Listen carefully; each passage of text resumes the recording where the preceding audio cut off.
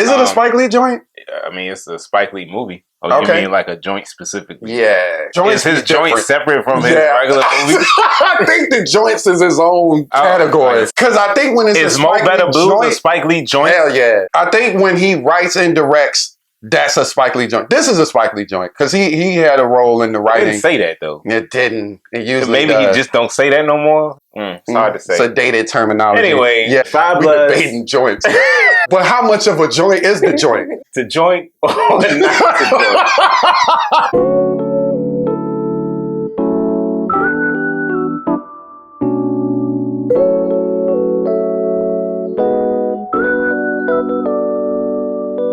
What's going on, y'all? Welcome back to another episode of Cinecism. I'm Eric. It's your boy Dante, man, and today we're going to be doing a review on the Spike Lee joint, The Five Bloods. The Five Bloods focuses on 5 black Vietnam veterans. Was it 5 not including Norm? No, it's 4. It's 4 not including Norm. Not including Norm. The point of the movie is them venturing out back to Vietnam in present day to go find their friend Norm's remains. He was pretty much the leader of their pack while they were over in Vietnam. They're trying to find his remains, give him a proper burial. On top of that, they're trying to locate this gold that they all made a pact to come back for in later years. On top of that, they got to deal with psychological trauma and physical threats serving as obstacles from them getting to where they need to get to. Yeah, as you can imagine, it's not easy for Vietnam veterans to come back to a previous war zone. A lot of animosity. And correct. There. Correct. A lot of old memories. And then, honestly, man, from that war-torn area, maybe they haven't fully healed from having us there. You know, we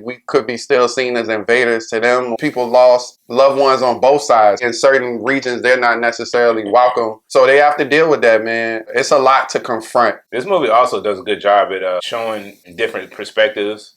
Not only from Vietnam's perspective and their culture, but also from like a black person during that time's perspective. Because it's no secret that the conditions for black people in this country weren't the best back then. And for you to be going overseas to fight a war for a country that really undervalues you as a human being was controversial in itself. Yeah. We got Otis. His situation is the main guy getting the group back together. He comes up with like the plan and everything. He's the organizer. He's the one that got the map. He's kind of the navigator. He's also the person who is helping to facilitate the deal for them to get this goal off. Like, they need to actually fence this goal. He is in the midst of working with what seems to be an old relationship, an old girlfriend of his. Was she a prostitute or what? Yeah. Yeah. Okay. Yeah. Well, she said it and many others. Yeah. So when they say it, you have to believe them. Right. Like, you know what I'm saying? Yeah, they're working with this French gentleman. Jean Reno. He's gained a lot of weight. Yeah. Well, I mean, you know, let's talk about it. Not weight shaming in any way, but he's put on some pounds and that's okay. What a piece of shit he was in this movie. Oh my God. Yeah, man. So Otis is great. Otis is a good guy. You can tell he has a family back home. He's the one that's trying to keep everybody at a level head. You want to talk about Paul next? Yeah. Okay. Paul, played by Delroy Lindo. He's the most unhinged one of the group. He's the one that suffers the most probably from PTSD. When the film starts, he seems like he's a little aggressive, not to the point that he is by the end of the movie. Like, he is really going through a lot of shit. Yeah. He also has a son in this movie played by Jonathan Majors, who played in The Last Black Man in San Francisco. He's also struggling, dealing with his relationship with his son, which it obviously isn't that great. But yeah, man, he just took like a complete turn for the worse. He's paranoid. Like I said, he's dealing with PTSD just from being in that environment, and going back into that environment that has troubled you for so long is going to cause some uncomfortable memories to be brought back up. He has a lot of personal demons too. He keeps making references to, I guess, getting the raw deal in life in general, not just in war. And that's why he has a hard time trusting people and trusting situations. On top of the fact that he's dealing with a mental illness, you could kind of see from the jump that this ain't going to be good for him. He's having a hard time disassociating the locals from the people that he was in war with. He still, in some ways, I think, sees them as the enemy, and he's having a hard time dealing with that among everything else that you talked about. Man, oh man, what a standout performance that he was definitely the standout. I mean, it was his movie, and the movie didn't shy away from that. Like, he had a lot of just individual camera time, vulnerable moments where it was just him, like isolated moments, which I think also not only spoke to his character's isolation, but just kind of zeroing in. He was definitely the focal point that the movie wanted you to relate the most to or feel the most for. Paul is the closest to Norm. Storm and Norman, who is their fallen comrade. He's the one that had the closest connection to him, which I think in a lot of ways, the death of Norman seems to be hitting him the hardest. All right, we got Melvin, kind of like the fun one. He cracking jokes. We don't know much about him personally. We know he has a son back home. Not a whole lot of emotional depth to him. Not to say that he wasn't still a great character. It just, we didn't go as much into his character as we did the other characters. Yeah. Leave it at that. All right, who's next? Eddie. Oh, man, Eddie. Poor Eddie.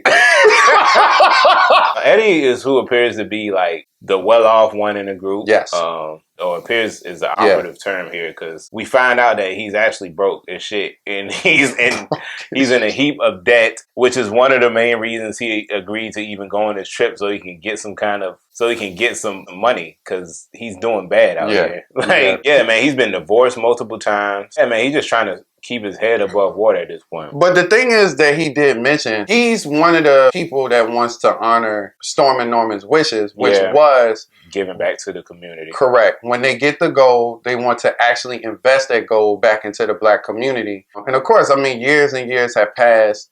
People's feelings towards money is different. You know what I'm saying? You know, you feel like a war that was already unkind to you in the first place, like you owed this money. I'm gonna be honest, I was fine with that. Like, everybody should do whatever they want with their share. I know that they made a pact, but things changed. It's been umpteen years later and people need money. Maybe if we took better care of our veterans in that way at that time, then maybe they wouldn't be, they don't seem down bad, but I'm sure they could use the money. He was another lighthearted character. He was another person that I think was trying to be the glue of the group, trying to keep everybody from bickering, because there's a lot of that going on. They traveling in the jungle, people hot, they sweaty, tensions is high, they all got PTSD. They old Black men got no patience. They all ain't got time for it. Bro, they was too old to just be out there. Oh my God. I'm like, fam, you ain't got no, like, y'all ain't want to take that young Asian man out there with y'all. Like, are y'all kidding me? Yeah, they was built for it tough, don't get me wrong, but that's a lot for, I mean,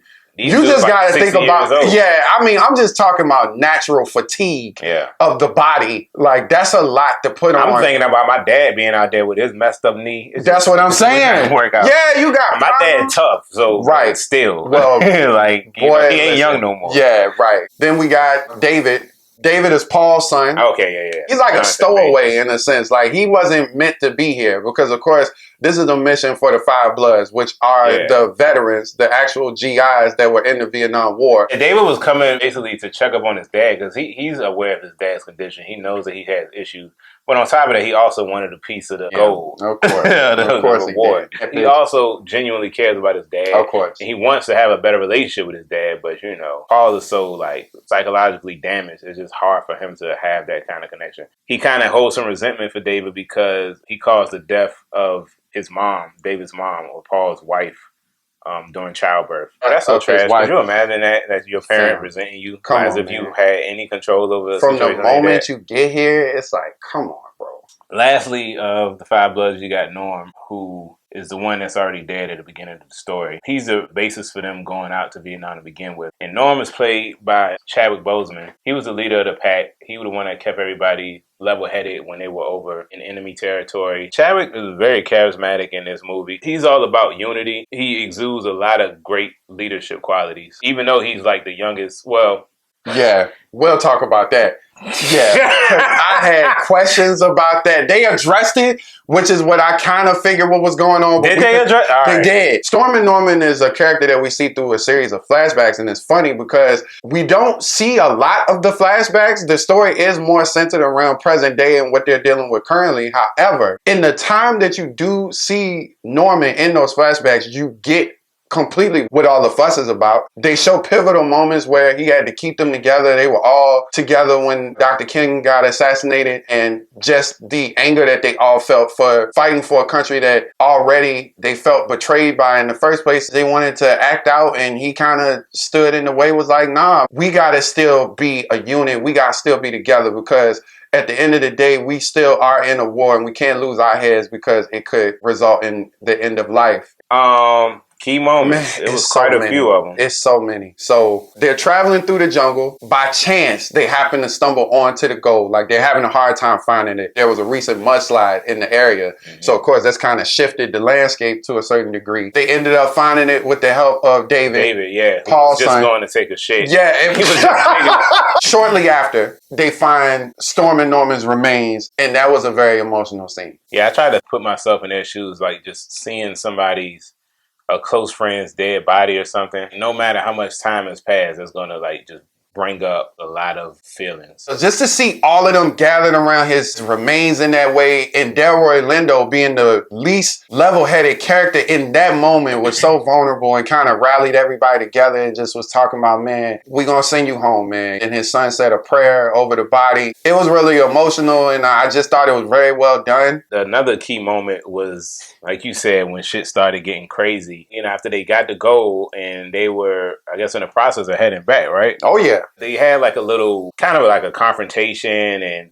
Ed was like, who was he arguing with? He was arguing with everybody. They were all having a disagreement about what to do with the money. They were bickering among themselves. They had been bickering pretty much the entire trip. And he was trying to rally them together. He kind of saw it as a lost cause and then tried to, I guess, storm off. They kind of foreshadowed that it was landmines in the area, and he stormed off and landed on a landmine, and boy, oh boy. Man, it was so unexpected. There was no time to react. If you know anything about landmines, they're pressure controlled. So when you step on it, if you don't immediately, step off of it, it won't explode necessarily.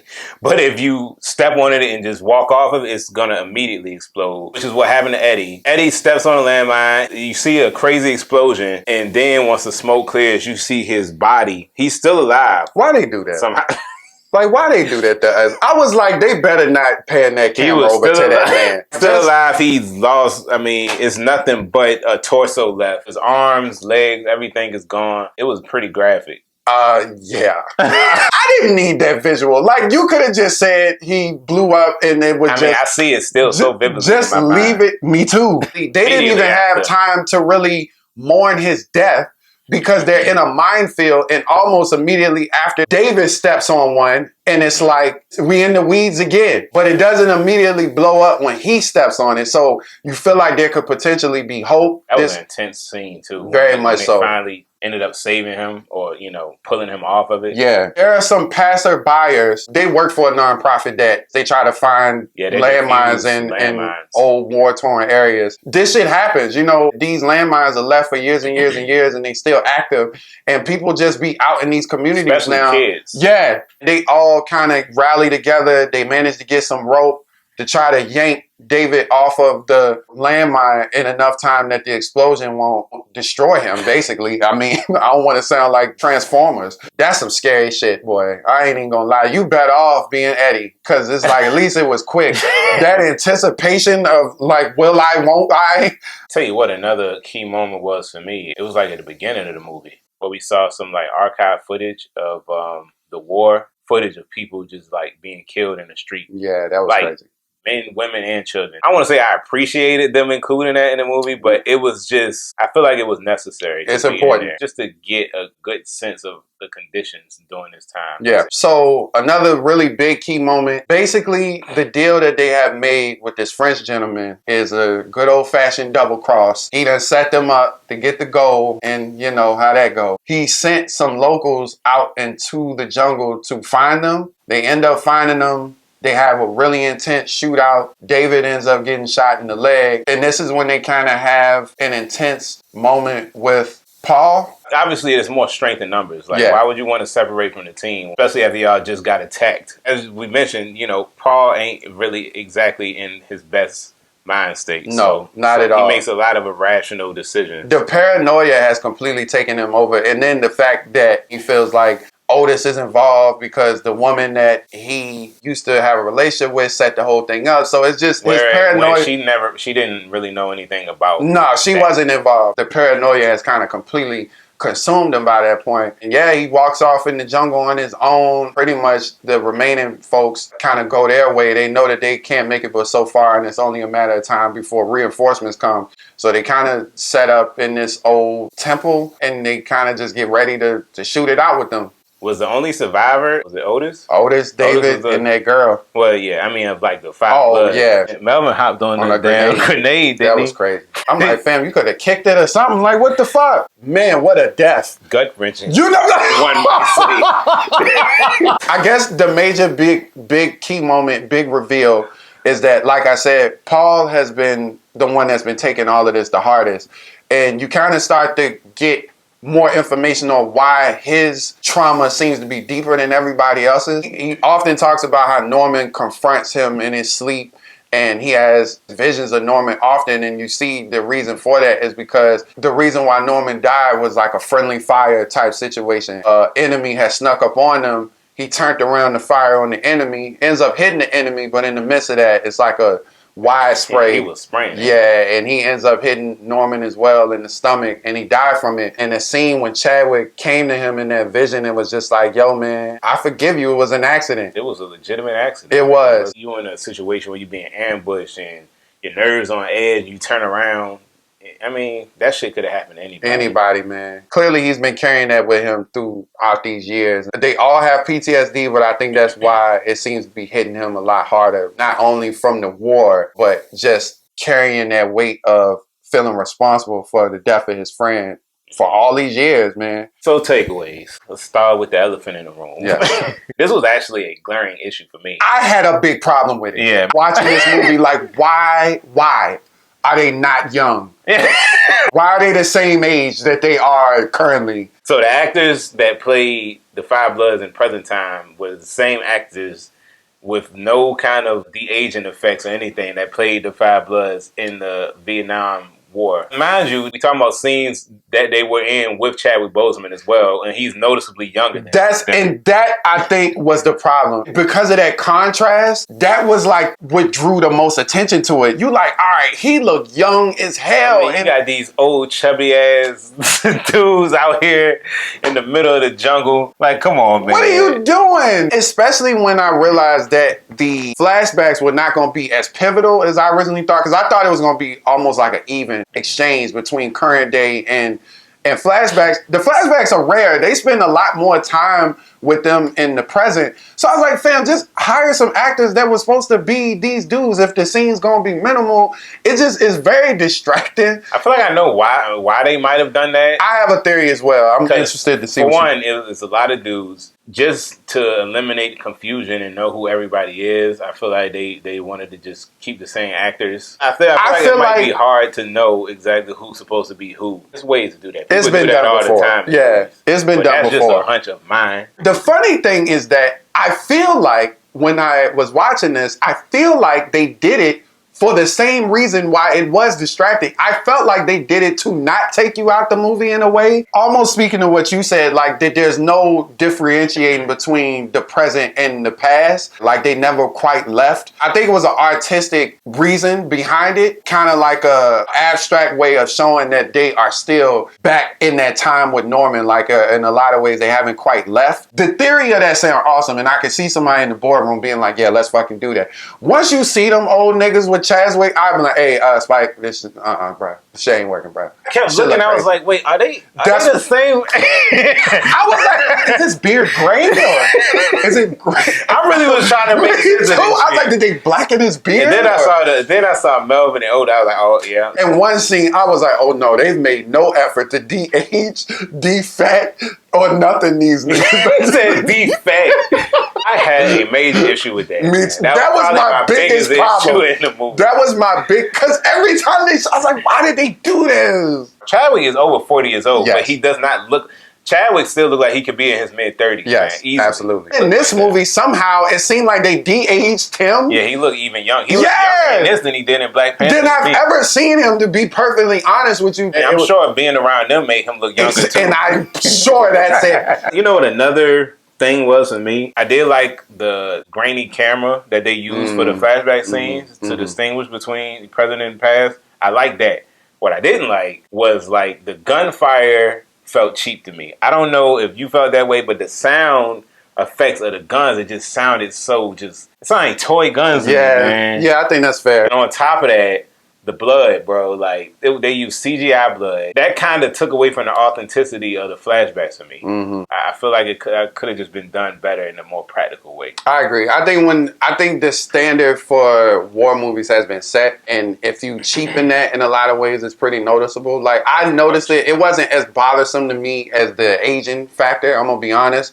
But I definitely took notice to some of that. I was like, man, what's up with that blood? Like, what's up with this? You saw it, right? I definitely saw that. Yeah, I was like, what's up with that? So overall, I enjoyed it. I thought it was decent. Not my favorite Spike Lee movie. It was definitely entertaining, if nothing else. Based on that, I'm gonna give The Five Bloods I'm gonna give it a 7 out of 10 for me personally. I thought this movie was enjoyable. It's very powerful. It's a lot of heavy subject matter. It's a lot of heavy scenes. But overall, for me, man, I'm going to give this movie a 7 as well. I think that it's worth checking out. Just kind of strap in for some intensity. It was a lot to digest. It's going to make some people uncomfortable. I was having a conversation with somebody, and they felt like this movie was disrespectful to Vietnam veterans. We're not disrespecting your grandparents or great-grandparents by telling a black person's perspective of the Vietnam War. Vietnam was one of them wars where it was a lot of people opposing the Vietnam War. And you care about a lot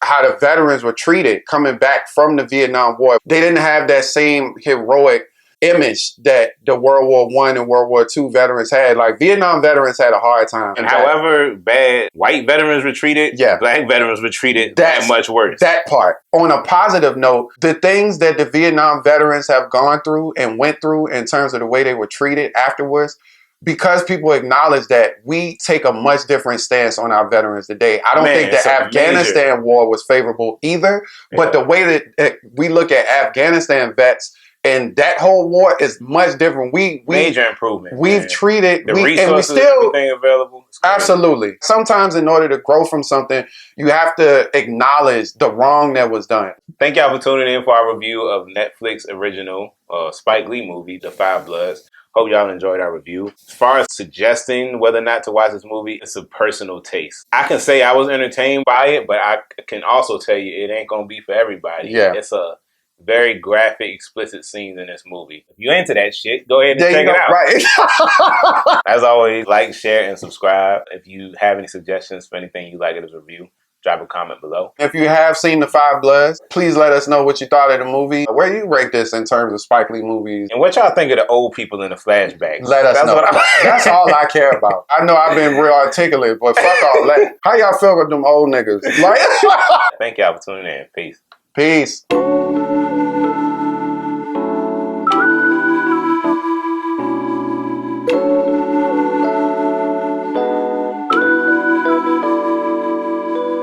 The thing about our school, well, maybe it's just black schools. Like, it's cool to be in band in black schools. That shit not cool in a white school. No. You ever notice that shit? Yes, I do. Like, that shit was hard. Right. It was had battle of the band. I'm like, shit, if I knew we was going to be doing this, that shit was lit. I'd have stayed in that bitch. Right.